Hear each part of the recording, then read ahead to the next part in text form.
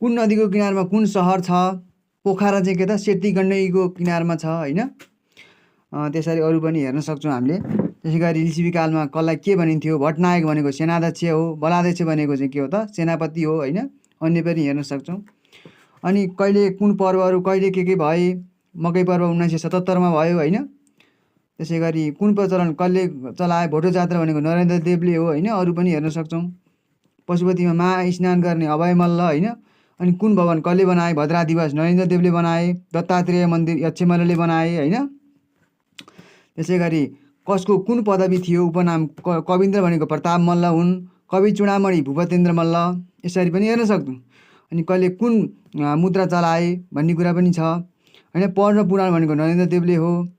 अनि कहिले कुन सम्वत चलाए र पहिलो र अन्तिम राजा को हुन्, अन्तिम राजाको कुरा गरिएको छ त्यहाँ।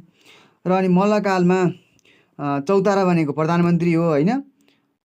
त्यसै अरू पनि हेर्न सक्छौँ। अमात्य भनेको मन्त्री हो। अनि लिच्छवीकालका करहरूमा त्रिकर भन्यो भने भाग, भोग र कर। कर भनेको चाहिँ के त वाणिज्य कर हो। अनि कुन खानी कुन जिल्लामा अथवा कुन ठाउँमा हो त्यो हेर्न सक्छौँ हामीले।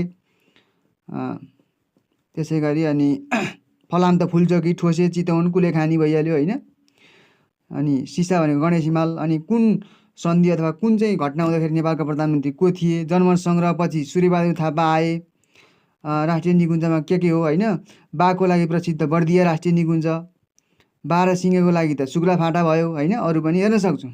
र महादेशका कुरा गर्दा औलो शिखर, कोस्की उसको भन्यो भने अस्ट्रेलिया भन्नु पऱ्यो।